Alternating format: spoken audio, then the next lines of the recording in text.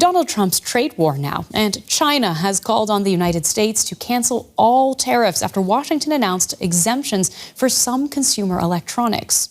In a statement, Beijing's Commerce Ministry called the exemptions a small step, but urged the U.S. to return to a path of mutual respect and to correct what it called Washington's mistakes. On Saturday, Chinese import tariffs of 125% on American goods took effect in retaliation for Trump's 145% levy on Chinese imports to the United States. So let's speak now to Vina Nadjibulla, the Vice President for Research and Strategy at the Asia Pacific Foundation of Canada, joining us today from Montreal. So President Trump here exempting some electronic goods from the tariffs imposed on imports from China. How much of a climb down do you see this as? Yes, good morning. This is definitely a concession, but it's a concession largely made to U.S. Tech companies who have been pressuring President Trump for exemptions. So the big winners here are, of course, Apple, Nvidia, Dell, and other companies. This is a slight de-escalation in the trade war on China because about 24% of what U.S. imports from China fall under these categories of electronic goods. And it's also a big win and is certainly a cause for relief for most of Southeast Asian economies like Vietnam, Malaysia, Cambodia, that export a lot of electronic goods to the U.S. Yeah, that is a really important point to include as well. Trump has said that many countries have been calling the White House to try to negotiate over these tariffs. Do you think that he is expecting China to try to do the same?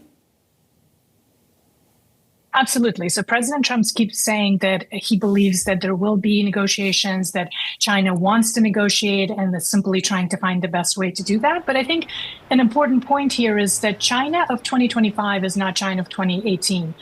China and President Xi now has a lot more options, and we've seen that not just in being able to meet the tariffs that U.S. is imposing, sort of tit for tat, dollar for dollar, but also to use other tools, export controls, various investigations into U.S. companies, banning of Hollywood movies and so forth. So I think we will see a lot more forceful pushback from China. But of course, at the end of the day, China needs the U.S. market, about $500 billion of exports from China. It's not going to be easy for them to find alternatives. So they will make deals. But the difficulty here is how long would those deals last? Because even on these electronic good exemptions, we are now hearing this morning that maybe they're only going to be in place for 1 or 2 months.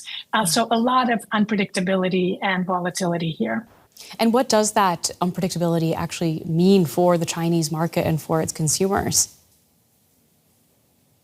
Well, it essentially, of course, there will be short-term economic pain. There will be an impact on economic growth in China, but ultimately China will try to continue to find alternative markets, make deals with others.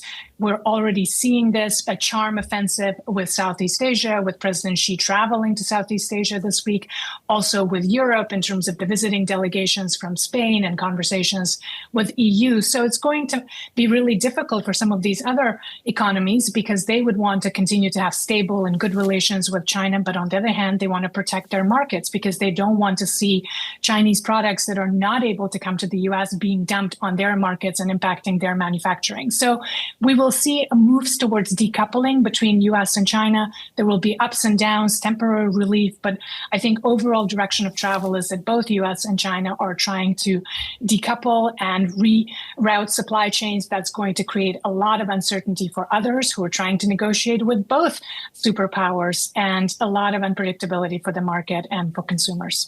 And just very, very briefly before I let you go, what do you think we might see this week? I mean, could we see China coming to Trump to try to make some of these deals? I mean, it's interesting. We've seen China now saying that they're not going to increase the tariffs, that basically the tariffs that they now have in place kind of achieve the goal of essentially creating an embargo on U.S. goods. So I think for this week, we're seeing China prioritizing travel to Southeast Asia. I think they're going to be making sure that their messaging around the world is clear, that China is stable while the U.S. is creating all this uncertainty. Vina Nadjibulla, thank you so much for speaking with us on DW.